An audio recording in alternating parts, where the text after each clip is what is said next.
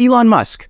Who is he? Divine Redditor. His Doge hieroglyphics etched onto every Razer laptop. Republican America's adult Holden Caulfield. Snake oil salesman who loves drinking snake oil. Rodin's thinker forced to act, and all he can do is stream post-2016 Eminem. Wolf in sheep's clothing, but the sheep's clothing is just Asics and New Balance Fall 2016 collect. Steve Wozniak is to Steve Jobs what Elon Musk is to a hypothetical, cooler, more likable Elon Musk. Cable television's live-action answer to the insipid villainy of Big Weld from Robot. Monopoly Man if he was made by a venture capital firm in Ventura staffed exclusively by Virgin. Bourgeois answer to a single dad who struggles to understand his child's Monster Cat core future-based music. Ultimate divorced dad character build. He's just generally a lunatic. Right, love? Oh, I mean, that feels kind of unfair, right? Unfair how? Well, he overstates some things, but I don't know, I think generally he's... What? He's what? He's a bit of a visionary. Okay, wow. I'm not sure I'm following. Okay, I should not have brought this up. No. You absolutely should have brought this up. I did not know that we were not aligned on that. Okay, I didn't know either. He's not a bad guy to me. So I think we can move. Listen, I love you, but I disagree, okay? I think, well, at this point, he's practically an...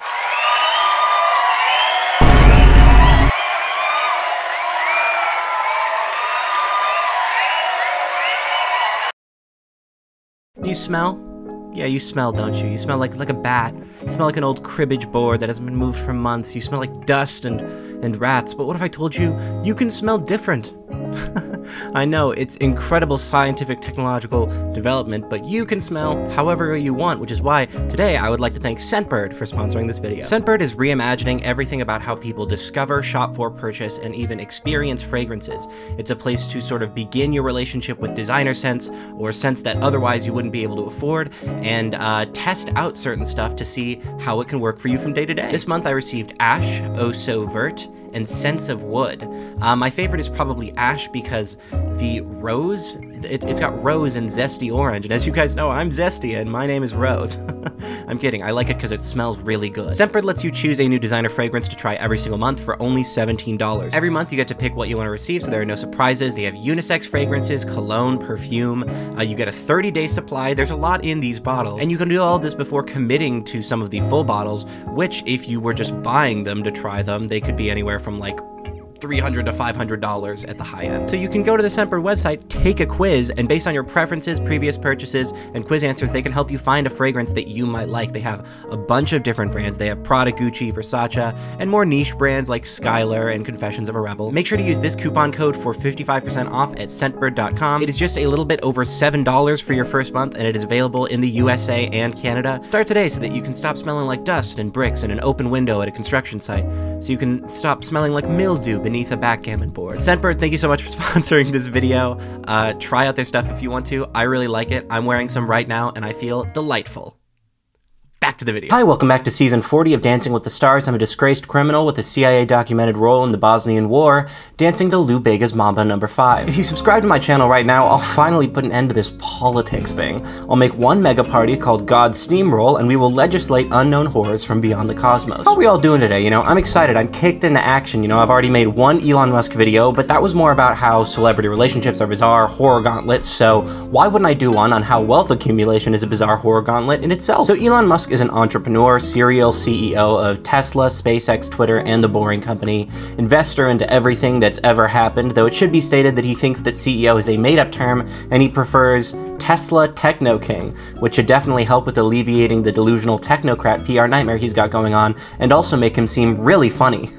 The guy's just got jokes. I'm telling you right now that if I went to the Comedy Store and Elon Musk was doing a tight 15, he would be covered in raw tomatoes. But as for the Tesla technocrat thing, why stop there, you know? Just declare yourself a dictator or an emperor. If every single Reddit Elon Musk stan formed their own sovereign nation, one, you would have explicit worries about the age of consent and reconstruction of the Sengoku period in Japan for aesthetics, and two, the population might probably be higher than any of the countries from which his companies acquire their conflict minerals. Elon Musk is one of the richest men in the world. In fact, he would still be the richest man in the world if he wasn't chemically addicted to fumbling the bag. He needed to go to a methadone clinic, but instead of methadone, he couldn't fumble the bag. He's a dick. He can't stop fucking fumbling the bag. It's insane. He has the same relationship with fumbling a bag that a 20-year-old with winged eyeliner at a house show has with ketamine. Every single time he thinks he's had enough, he has to get back in the hole. Elon Musk seems to think that a bag is an object that behaves more like a fushigi ball than an antique urn. So back when I made my first video about Elon Musk and Grimes, I had a few goals with that video. One was to sort of illustrate the types of people they were, the kind of money they have,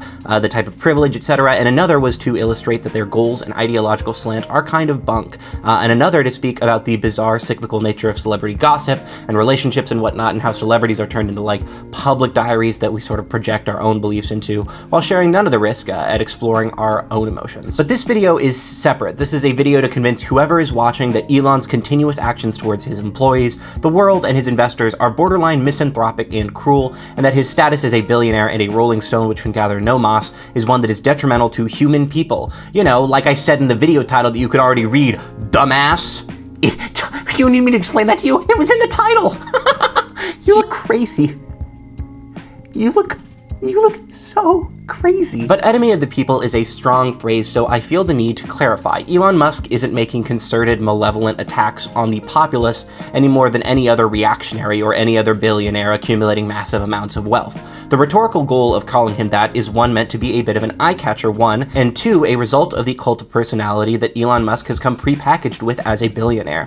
See, due to Musk's status as a tech innovator and a real-life Iron Man for years on the internet, a lot of people view him as a sort of irrevocable genius whose temerity is indicative of real-life intelligence. I'm sure a lot of us remember when people would cite the clip of him saying there's a 1 in 6 gajillion chance that we don't live in a simulation as a real source, and this is kind of demonstrable. Vox's analysis of perceptions of billionaire during the pandemic said that Elon Musk is the most popular of the tech billionaires polled, with 50% saying they had a favorable opinion on the Tesla founder, currently the world's second richest person. Musk is a bipartisan figure. 52% of Democrats have a favorable opinion versus 22% unfavorable, and 48% of Republicans hold a favorable opinion versus 25% unfavorable. Musk is especially popular with men. A staggering 66% of men view him favorably versus 21% unfavorably. According to 538 per Quinnipiac, among US adults, Republicans 63% and white men 51% were the most likely to view Musk favorably. Democrats 9%, black respondents 17%, and women 25% were the demographic groups least likely to harbor positive opinions towards Musk. So this tells us a lot of things, the most important being that white conservative men seem to be far more likely to view Elon Musk favorably compared to more marginalized demographics. Side note, according to articles about the demographics of Reddit, the majority of Reddit users are white, 70% male, around 2/3, and young, 18 to 29 years old. So there is a statistical reality to the idea that Reddit is the ultimate Elon Musk dick riding site, which is very funny to me. But these polls are at least a few years old each and probably have changed a lot due to Elon's mismanagement of Twitter, amongst other ridiculous things he's been saying. But they do illustrate that Elon historically has done a solid job at accruing acolytes who respect him. So the point of calling him an enemy of the people is, one, to sort of push back on people who call him a super genius business whiz, and also to bring attention to the bad things he's done. So now that we are done with that explanation, let's get on to the recent history of Elon Musk. Okay, the Willow Project.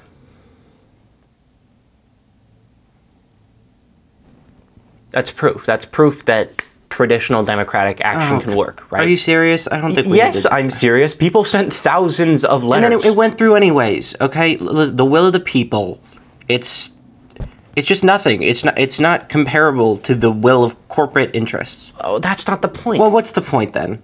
It was everywhere for so long, and it just doesn't work. That stuff just doesn't work anymore. Okay, sometimes. Most of the time. Sometimes. Okay, I think it can still work if you just collective, nonviolent political organization. I mean, if you want me to be honest, it really depends on what you want to change. You can't change everything.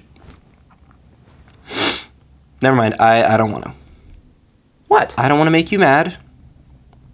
I just want to enjoy this time. Well, I don't want you to not bring up something. Yeah, I know. So can we just drop it for now? Yeah, sure, of course. Well, yeah, okay, what pisses me off the most... So let's really quick explain how wealth accumulation works. I hate having to explain 4-year-old concepts to adults, but WEF propaganda goes crazy. Everybody thinks capitalism is so suckable and fuckable and fertile. The difference between a capitalist and a communist? Well, a capitalist reads Smith and Sowell, and a communist reads Smith and Sowell and lays out a systemic critique of the contradictions present in capitalist society. And then the communist gets on Twitter and argues with other communists about how their version of the systemic critique would be better for hypothetical poor people in the global south. This whole time, the capitalist is making a gig economy startup they call DoorDash for food stamps, and renting out their basement as an Airbnb that requests you do comprehensive mold removal underneath the stairs before finishing your one-night stay. Cut back to the communist, he's sort of flirting with a more niche ideology that he thinks will help him. He's past anarcho-communism and council communism, even MLM. Right now they're just thinking, what could I do to make me so much less pleasant to talk to? Really just the type of person you leave the Starbucks altogether to avoid. So usually it just leads them to saying a bunch of buzzwords back to back, like anti-Oedipus, and then like Lacanian and materialism, and then schizoanalysis, and then they send you a 600-page PDF, and then they get accused of being creepy in someone else's DM, so they abandon their Twitter account and make a new one under a different name, rinse and repeat until they decide to finally leave the left because of blunt force trauma that they experienced in a car accident. Turns out the whole time they were racist, they left the alt-right 3 weeks before they became a rehabilitated communist and had an ongoing plan to become a Twitch debate streamer. During this time, the capitalist was openly racist to shareholders in Stampwatch and employed a neurotic service worker who Stampwatched for 48 hours straight and then killed some random sex pest communist in a hit and run. So that's capitalism and communism. But back to Elon Musk, wealth accumulation is a funny thing because at a point you're not making money for labor, you're making money for controlling the labor of others and extracting the profit they make for you and keeping it for yourself. Watch Mojo presents Top 10 Shallowest Critiques of Capitalism moment. I know. I know. Did you know that somebody said this in a book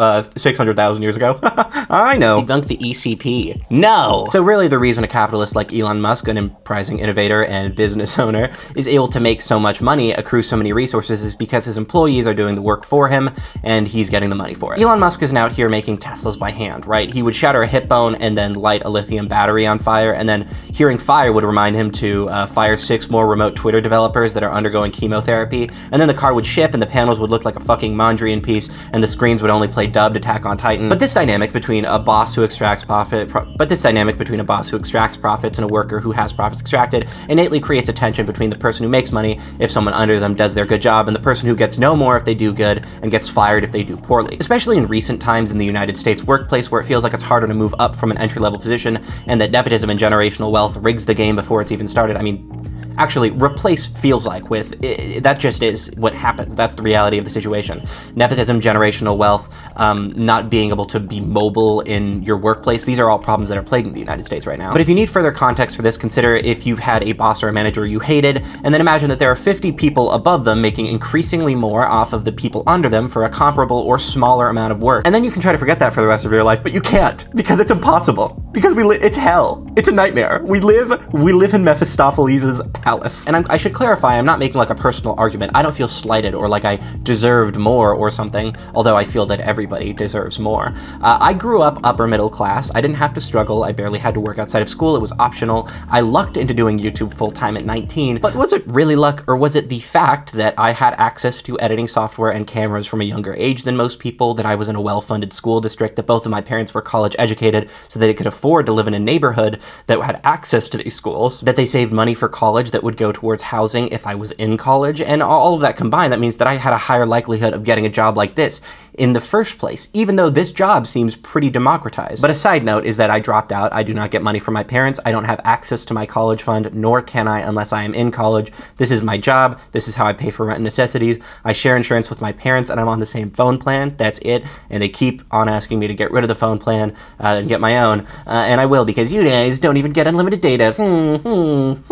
Broke boys. So there are tensions, antagonisms on class lines, and valid ones that exist because some people have more than other people for no reason. I don't deserve to be comfortable any more than the average homeless person deserves to be uncomfortable. People are people and should be treated as such. And for the same reason that I think every human person deserves to be angry at Elon Musk for his insane wealth, privilege, and resources, I think it's totally fine for somebody to be upset with me or resent me for not having to struggle, for having shit handed to me because I grew up upper middle class. According to PewResearch.org's study on American perceptions of socialism and capitalism, there are sizable demographic differences in views of these terms, especially capitalism. Opinions of both terms differ widely by age. While younger adults are more likely than older adults to say they have positive impressions of socialism, the opposite is true for capitalism. Just 40% of those ages 18 to 29 view capitalism positively. That is the lowest share in any age group, and 33 percentage points lower than the share of those 65 and older. Adults younger than 50 are also more likely than those 50 and older to have a positive impression of socialism, 41% versus 30%. So younger people are a little bit more excited about socialism, but what this means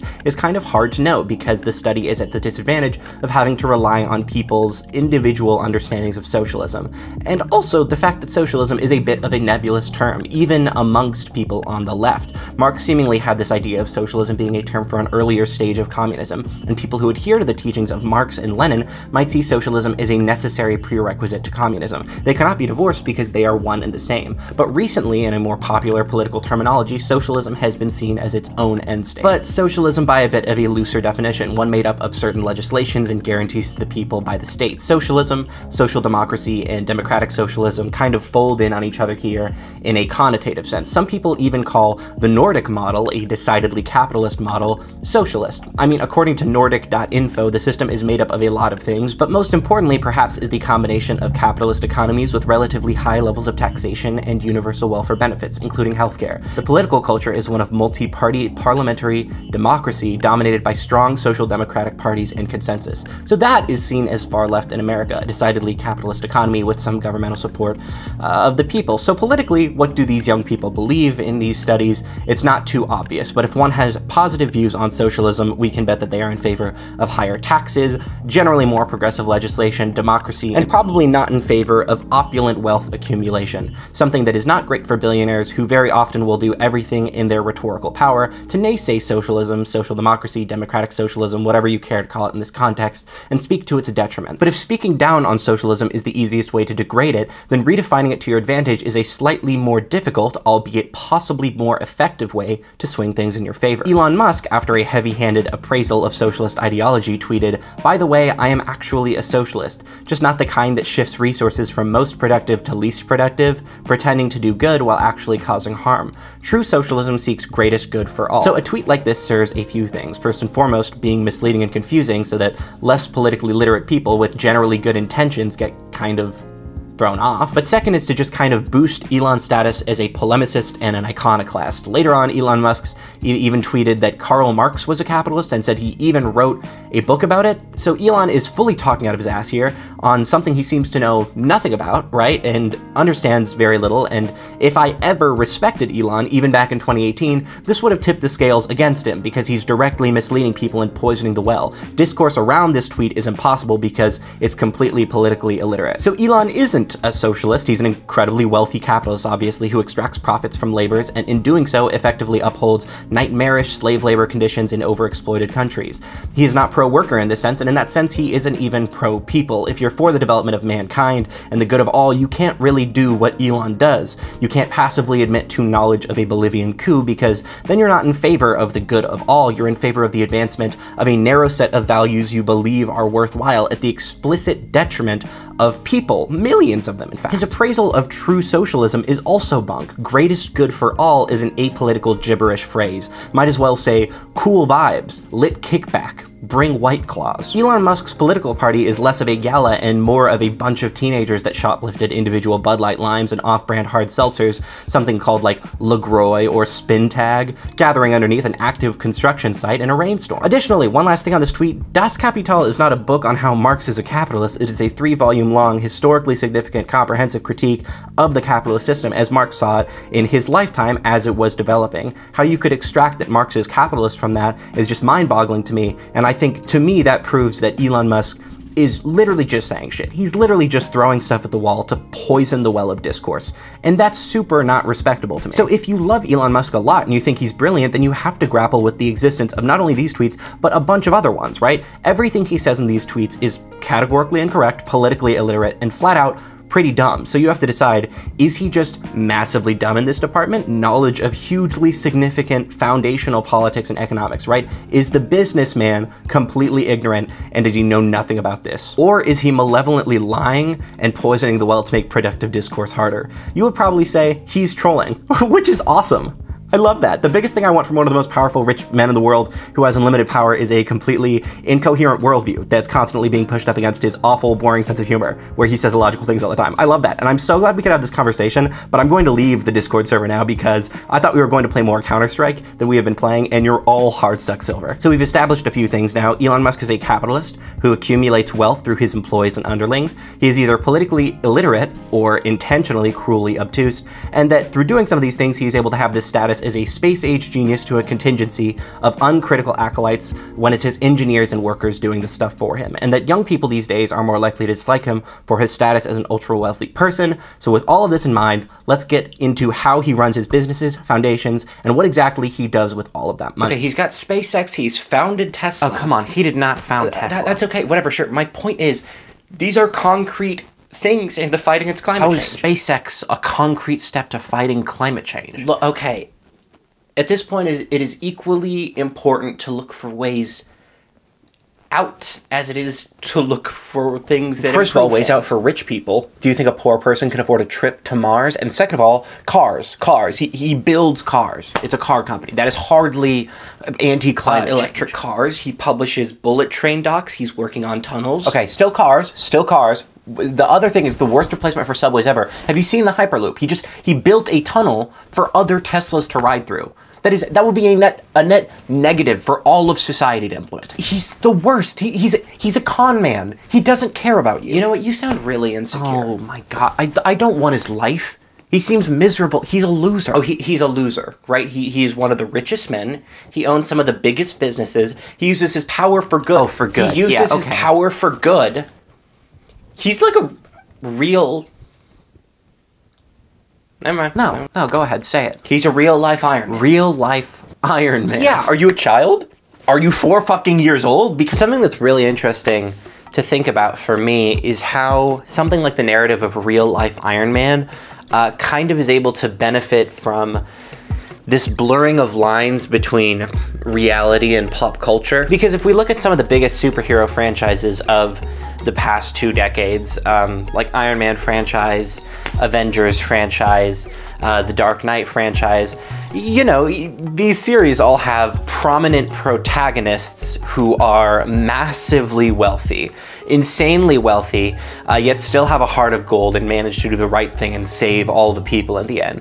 Whether you look at the end of, well, spoiler alert, whether you look at the end of The Dark Knight Rises where he flies off with the bomb, or you look at the end of, you know, Avengers Endgame where Tony takes the gauntlet and sacrifices himself for the greater good of all humanity. It's interesting for me to think about how the mythology of a billionaire like Elon Musk can actually be tethered to a pop culture counterpart like Tony Stark because, you know, the Marvel movies do have their ideological biases. They do have things that they might try to show more, especially during the first leg. I believe that there is some criticism of Iron Man's, you know, innovation and entrepreneurial efforts in the later movies. But so far as the first leg was concerned, you know, he was just this pretty successful, wealthy, you know, philanthropic billionaire. He made the whole Stark Tower energy friendly. He was discovering new elements, just inventing things all the time. And when you look at somebody like Elon Musk, you know, he's very much able to profit from and, you know, grow based off of that perception of him, that he's like this superhero, that he is like, you know, somebody who is larger than life, who will sacrifice himself for the greater good of all humanity. And I think it's interesting because, to me, it's not true. I don't think that Elon Musk is really like that at all. But he still tacitly accepts this comparison. You know, he still is allowing himself to be called Tesla Techno King. Because in a sense, if he aligns himself with enough, you know, honorable pursuits, then anything else he does, you know, does it really matter? And it does, absolutely. You know, recently, in only the last few days, Elon Musk responded to a thread of somebody saying that, like, oh, a bunch of recent shooters, like 5 recent shooters in mass shootings were trans. And Elon Musk responded with an exclamation mark, basically being like, oh, this is a smoking gun for trans ideology. And it's really not, because, I don't know, is all school shooters being white male smoking gun for white male ideology? Well, yeah, because a majority of them actually are. A majority of shooters are not trans. This is a very small section, an outlier of sorts. I don't know. It's frustrating because, you know, as we see Elon Musk develop into this reactionary right-wing figure who is, you know, citing transphobia, citing bigotry, just hateful stuff, I'm reminded of how much he was able to come up on these pop culture comparisons, that he was a gallant and brave and inventive soul, and just now what he is, which is the worst. I thought that might be interesting to talk about, and I thought that maybe you would like to hear that. So back to the video. So let's cut to the chase. Elon runs his companies pretty poorly. And let's start with NEURALINK. So NEURALINK is a company that Elon Musk founded with Max Hodak that, according to them, is developing ultra-high bandwidth brain-machine interfaces to connect humans and computers. So brain microchips. It's developing brain chips to theoretically help blind people or people who are paralyzed see or walk. Cool in concept, right? If we can do that, that would be cool. First things first, I would not get a brain chip implanted in my head from this guy personally. You know, he's kind of like the contemporary Challenger, the guys who built the Challenger rocket in terms of product quality assurance. But brain implants, stuff like that, people hit the brakes really fast because of like sci-fi implications like mind control. I think they could be all right. I don't want to get into like transhumanist discourse because of course, I mean, I'm a detached consciousness of a Daria character that was uploaded into the body of a gay H&R Block employee. I have a Metro PCS salesman build, so I can't speak on that. I'm basically an NPC already. But NEURALINK has come under fire recently for animal testing, specifically killing over 1,500 animals since 2018 in testing, to the point that employee whistleblowers came forward saying, holy fucking shit, Elon Musk does not understand the pacing at which tests like these are supposed to advance, and he is pressuring us to work faster, and we are killing animals because of this. Animals are going insane, self-mutilating. One rhesus monkey's state was so severe that, I quote, the animal vomited and had open sores in her esophagus before she was finally killed. So to be clear, broadly, animals die in animal testing all the time or are killed after testing to be examined and probed and whatnot.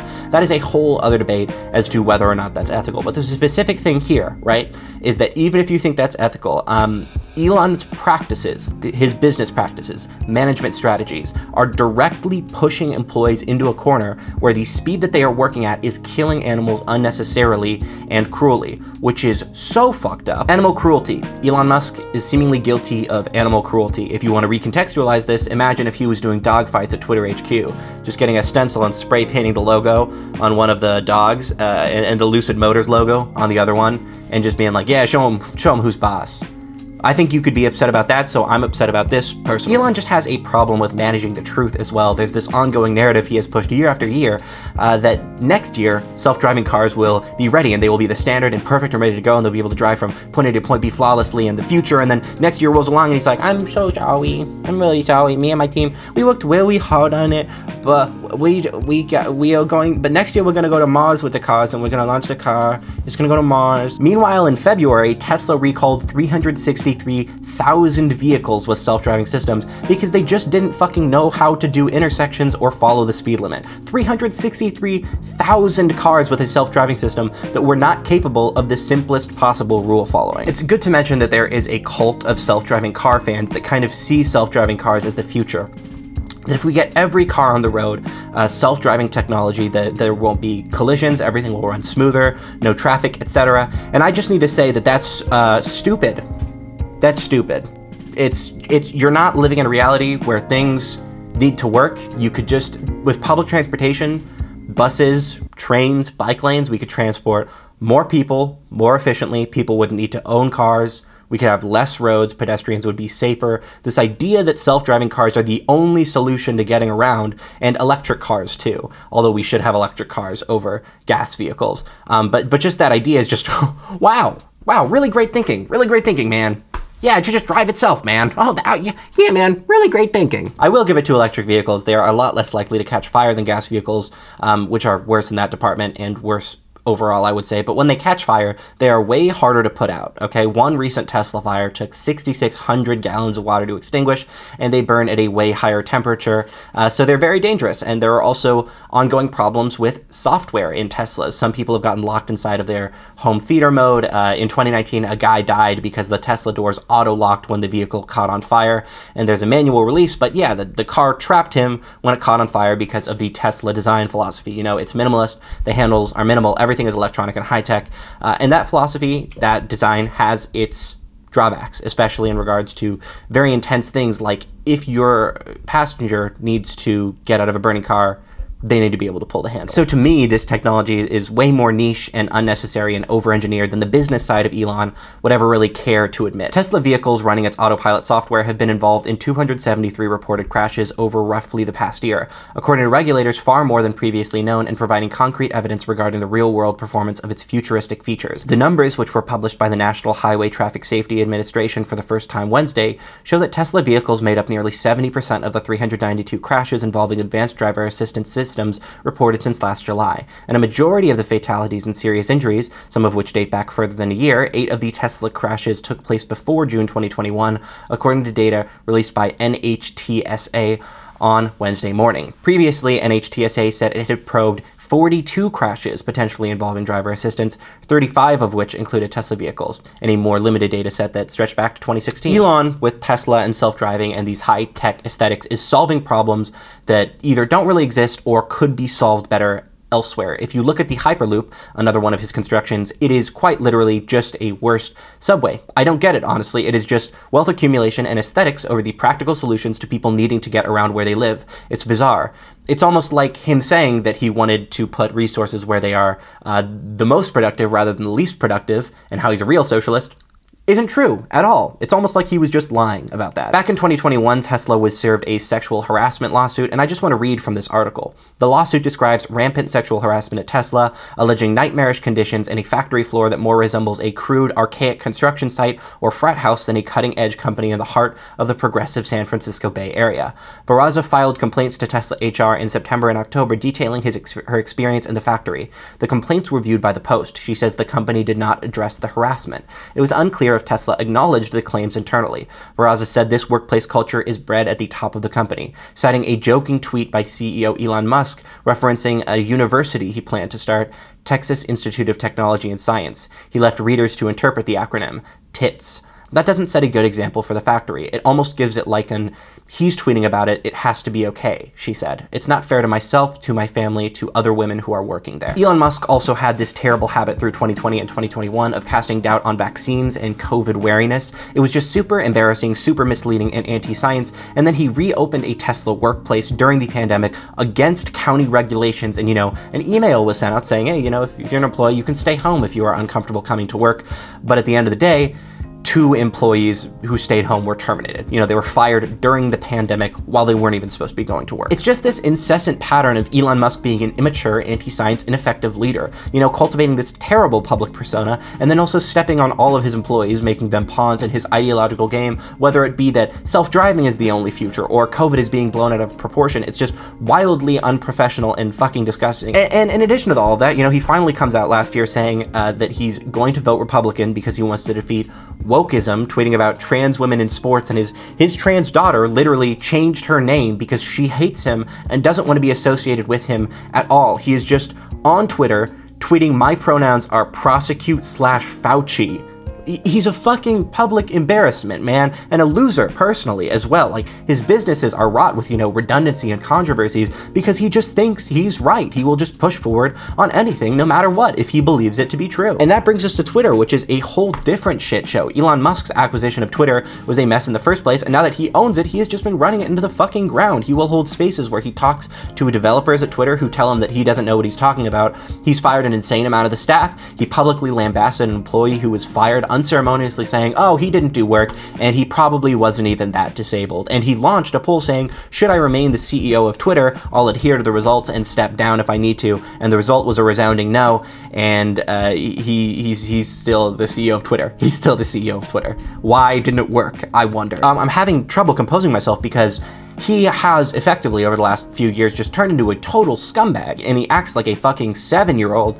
The amount of disgusting, immature, probably borderline illegal shit he said about his company and his employees is insane. He also does not understand how advertising works. He recommended they use like algorithmic ad recommendations, and someone had to explain, hey, advertisers actually pay to advertise to specific people. You can't do that. He monetized verification, and then he made verification obsolete by making a specific different verified sign for affiliates of larger brands. And also you can just click their profile and it'll say if they're actually verified or if they're just paying monthly for it. But also, no, that's not how it works, because now the blue check marks, you just go to their account and it just kind of says, oh, well, they might be paying and they might not be paying.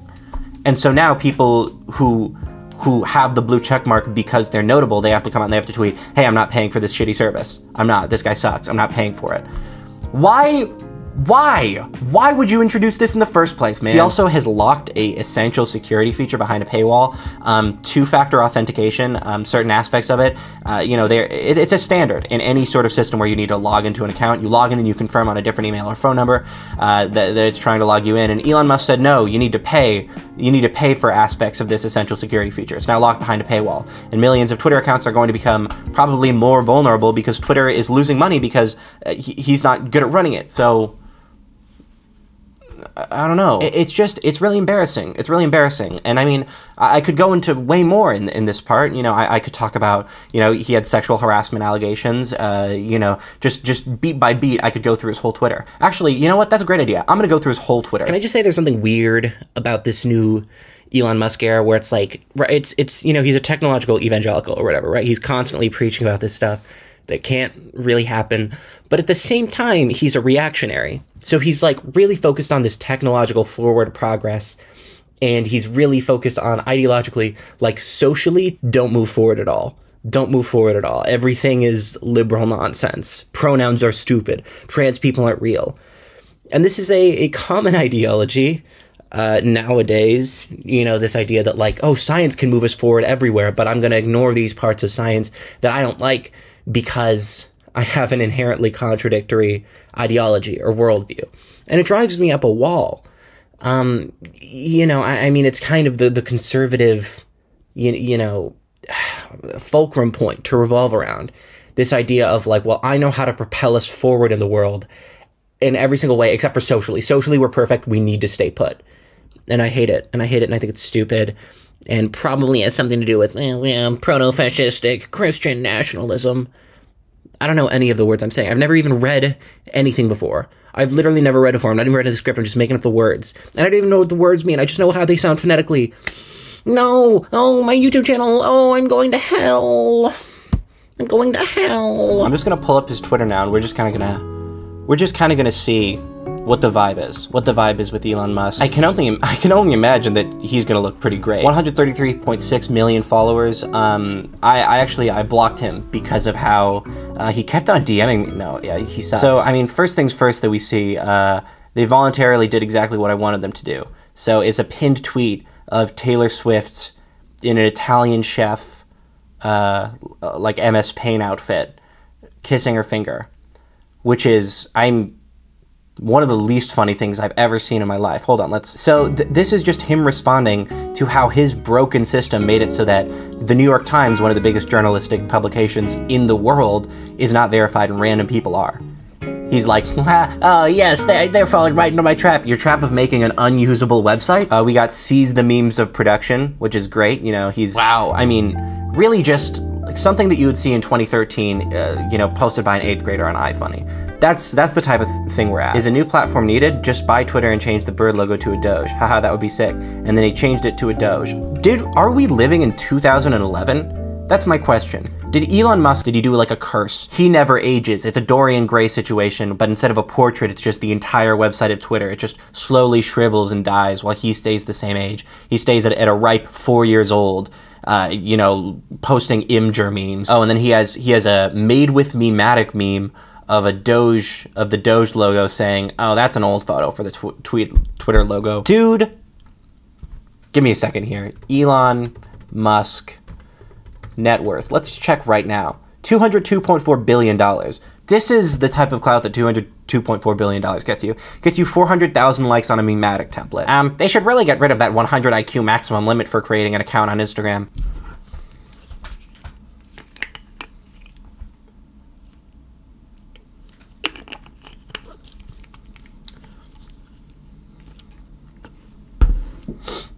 That was really good, man. The real tragedy of New York Times is that their propaganda isn't even interesting. Also, their feed on Twitter is the Twitter equivalent of diarrhea. It's unreadable. They would have far more real followers if they only posted their top articles. Same applies to all publications. This Top 10 times Elon Musk doesn't understand what journalism is. Top 10 times Elon Musk just has never even heard of journalism. He's trying to give business advice to a journalistic entity. And his advice is, what if you didn't post all of your articles and you only posted the ones people wanted to read? Like going to BuzzFeed and saying, like, what if you didn't post 1,000,000 articles a day and you just posted the best one? That's not how it works. New York Times publishes articles on Twitter as they're coming out. That's how journalism works. You need to keep people up to date with the news, with what's being written. Same applies to all publications. It doesn't! The same doesn't! You don't know! My fault. My fault. I got a little bit angry there. I got a little bit angry there because he's really stupid. Me after one day of not eating sugar. 500,000 likes. Where is he pulling these people from? I could imagine somebody's father somewhere in Nebraska opening Twitter for the first time and seeing this and being like, well, he seems like he has the heart of a young buck. Otherwise, nothing else. We live in the most interesting of times. That's an A to Z quotes, black and white photo of Elon Musk. That's not a tweet. That's just you saying anything. You know, I really do try to hate on Neil deGrasse Tyson's Twitter because it's so annoying and so boring. Elon Musk rivals it, you know? At least Neil deGrasse Tyson is teaching me interesting things about, like, Saturn's rings. Elon Musk is just saying some shit like, oh, I woke up today and there was the sunrise was nice. I don't care, man. I don't care. So I'm reading right now because some viral tweets surfaced, and one of them said, hey, Elon Musk has sabotaged trains and public transportation in the public sphere outside of just recommending car-centric solutions. Because in my opinion, stuff like the boring tunnels Tesla thing, that is basically sabotaging public transportation. You know, you're replacing a subway or a train with Tesla cars. That sucks. But according to this person, Paris Marx, who runs a sort of tech-critical podcast and wrote a book, did many interviews, he says that Musk admitted to his biographer, Ashley Vance, that Hyperloop was all about trying to get legislators to cancel plans for high-speed rail in California, even though he had no plans to build it. And then he also references Musk's, you know, he called public transit a pain in the ass where you were surrounded by strangers and possible serial killers. You know, at the end of the day, this is not strictly verifiable. You know, you can't go to Elon Musk and say, hey, did you do this, man? He would never give you a straight answer because he is a little salamander who lives in a bog somewhere, and you tap on his cave and then he slides out and you say, Elon, did you do this thing? And he says, no, I would never do that thing. And then he goes into his cave and he does exactly that thing. You know, a lot of these people aren't on the side of human people.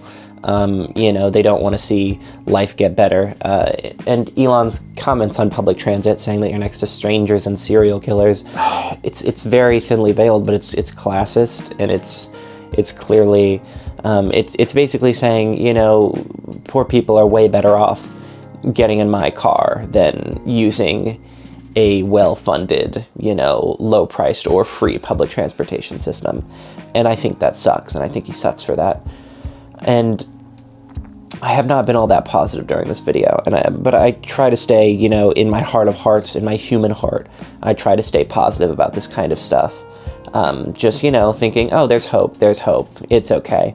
But Elon Musk has so much money and so much power that if he decides to do stuff like this, that if he is actually taking these steps to try to obfuscate, you know, public transport as a solution from the majority of people, I think that's demonic. So I figured I'd mention that you know, there's this guy who claims that Elon's biographer says that he tried to get in the way of public transport by publishing sort of half-baked public transport ideas that couldn't really work. So this guy's awesome. This guy's awesome. This guy's awesome.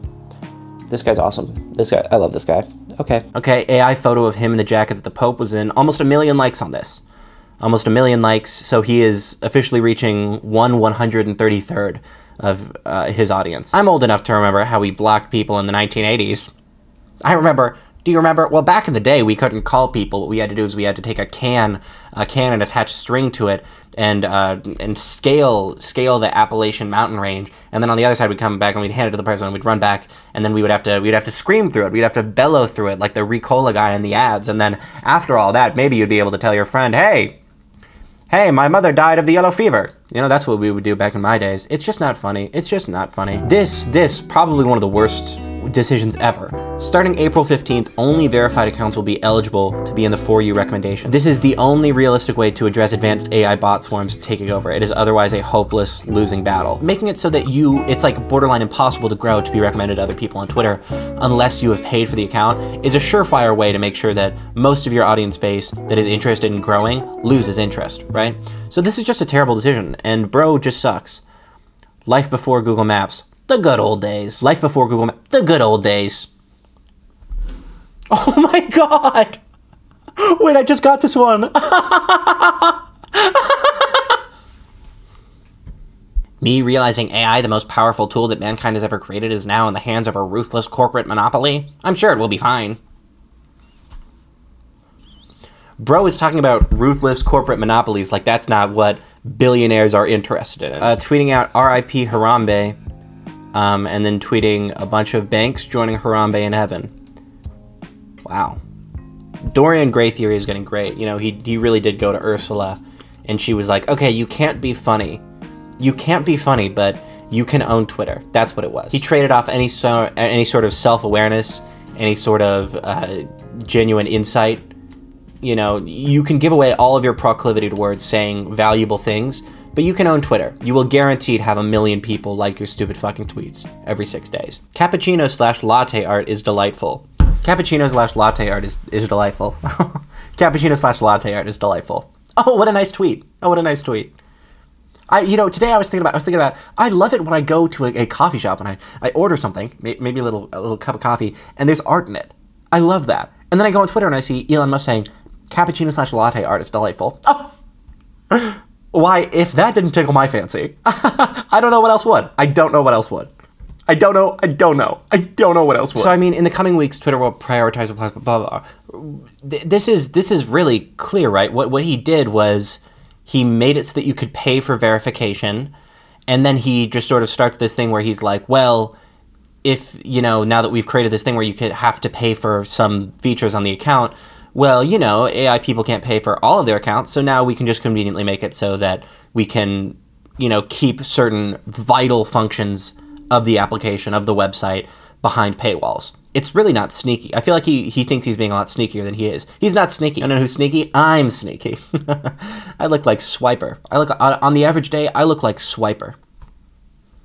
On the average day, I look like Swipe. It's not even funny. I'm not even saying funny things at this point. That awkward moment when you spawn in the enemy's base and it's a chicken at KFC. 2010 ass humor. 2010 playground ass humor. Your friend sneaks an iPod Touch into their middle school backpack and they're like, yo, check this out. This is funny. They show you like the most racist thing you've ever seen. And then that awkward moment when you spawn in an enemy's base. Have you guys heard of Filthy Frank? Do you guys know Filthy Frank and Max FOMO and iDubbbz? I think at the end of the day, we can leave it with this terrible song that Elon Musk has parodied. It begins with "to meme the impossible meme," and it's so clearly a copy paste. It's so clearly a copy pasta. I think we can just sort of look at this and think, hey, this guy was at one point the richest man in the world. He's worth $200 billion, and this is what he's doing with his public persona. And, I hope he's happy. I hope he's happy, because I'm not. I'm sure many people all over the world are not, because of him. I hate him. I hate him. At the end of the day, I can try to be rational and normal all I want, but the dude just sucks. He's just not cool. He's lame. He's a nerd. He's a square. He wears suspenders and glasses, and in polka dot paraphernalia. I can't do this anymore. I can't do this anymore because I can feel bile launching out of my esophagus. So I'm ending this segment. We're done. We're done. That is absolutely not charitable. That's just a fairy tale criticism. Oh, well, I think there's somebody in this conversation who's not being charitable, and it's not me. I'm being as charitable as I can, considering how you're treating me. I mean fucking Elon. Okay, charity and charitable are not the same thing. Sometimes. You are so hard-headed about this. You know, I am exactly where I need to be in this conversation, historically. Oh, historically. So you think that when we're in Mars in 50 years, you're going to be on the right side of history? 50 years. Yes, 50 years, if not sooner. Oh, and I'm the one with a fairy tale criticism of him. Got it. You want to upheave reality for your own desires. Desires, yes, for like these childish longings. Wanting people to be treated fairly is not childish. It kind of is, though. There's a social... Oh my god, what are you? Are you a drill sergeant? Do you want me to do push-ups? Sir, do you want me to do... I cannot argue with you. You are deranged. What do you want from this guy? Do you want him to die? I mean... Wow, really? Not an instant? No. I mean, it's... That's fucking insane. It's a complicated issue. It requires nuance. Stop. Okay, I'm not stopping because you clearly don't understand yet. There's something you don't get. You don't understand. You do not understand. Understand what? You are being mean to me. You are being mean. And you know what? I think I am done with this conversation.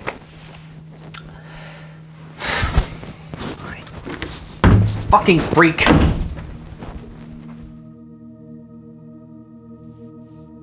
That's unfortunate.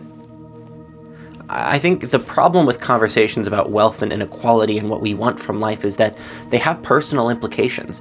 Criticizing Elon Musk for his improprieties might hurt somebody's feelings, somebody who wanted to be rich like him or successful like him or popular like him, or someone who bought into his snake oil salesmanship. He is an awfully good snake oil salesman. He was the richest man in the world for a spell. John Steinbeck once said, "I guess the trouble was that we didn't have any self-admitted proletarians. Everyone was a temporarily embarrassed capitalist." Capitalism is considered in its totality a deeply personal ideology, one that embeds itself in the hearts and minds of those who live within it. As much as a capitalist sees themselves as intrinsically valuable and worthy for their success, a worker might see themselves as a liability, completely undeserving and pathetic, projecting the unreasonable expectations of the successful as failures on their part. Even once we know that these demarcations of failure and success are constructed, we are subjected to the scorn and derision of those who don't think so, who think that wealth is a measure of success and poverty a measure of failure, who think that homelessness is indicative of a lack of drive, soul, potential. When we come face to face with the reality of inequality, we are flattened onto a plane of endlessly outstretched labor. There isn't a place to go up in any specific way. There's no way to escape the work, the day in, the day out. It's so much more comfortable to just accept some parts of this world than to reject the core assumptions, and I couldn't blame someone for being unable to come to terms with that fear. It's hard, though, because being complacent, accepting these tacit ideological assumptions as hard truth is harmful. It hurts people. It creates wedges that separate people. And it's especially painful because in a country like the United States, there's a distinct lack of global perspective, because we don't really have a lot of jobs at the bottom of the ladder anymore. Those have gone to Malaysia, India, other exploited countries where the United States offshores labor for slave wages. So most people in the United States really don't understand how bad it is at the bottom of the ladder. We think that the standard we live in is the global standard. It's not. 775 million people don't have access to electricity. 771 people don't have access to clean water. Those people are in the places in the world that are going to face the brunt of the climate crisis the soonest. A climate crisis caused by rapid industrialization and infinite expansion that is rewarded in our present system. So when you come at someone with a conversation about wealth and exploitation and labor, you're not just talking to people about a billionaire or Elon Musk. You're talking about a piece of their soul. You're talking about the dreadful state of the world, of the human. Accepting something small like billionaires are unethical or incompetent or stupid, that's not hard. What's hard is the rest of the realizations, the hundreds or thousands of changes you undergo when you abandon being uncritical. Questions about race, gender, class, the treatment of others, and yes, your very own actions. But at the end of the day, maybe I'm just a dick. Who knows? What I do know is that I'm very grateful that you have watched this video. Please like and subscribe if you enjoyed it. Thank you to Scentbird for sponsoring. I'm serious. I've been wearing that perfume they sent me all month, and I really like how it smells. So if you want to support me, go use that Scentbird link. Check out my Patreon if you want to as well. But other than that, I think that's all I have to say for this video. So bye. Hi, welcome to the end of the video. patron scroll. I usually just let it scroll with music or silence or just a song that I've made so that you guys can hear it. But I decided that I wanted to directly thank the highest tier, the Epsilon Mail tier, by name, because every once in a while it sinks in how these people are totally changing my life and letting me live day to day, week to week, month to month, and that I really appreciate it, even if I'm scared of going outside sometimes. So thank you to Abriel Miller, thank you to Cass, thank you to Chelsea Nielsen, thank you to Deploy LaCroix, thank you to Drifter, thank you to Fenewald, thank you to Joshua Powell, thank you to Kelsey Fink, thank you to N. Hauer, thank you to Paranoia C. Black, thank you to Resident Scarecrow, thank you to Sierra Rhodes, thank you to Sleeper Shark, thank you to Taylor May Passow, and thank you to West. Just looking at the amount of money you guys have given me lifetime is ridiculous, and I owe you probably 600,000 more thanks than I am able to give you. But thank you so much, and I hope that you are all living wonderful lives. Okay. Mwah. Bye.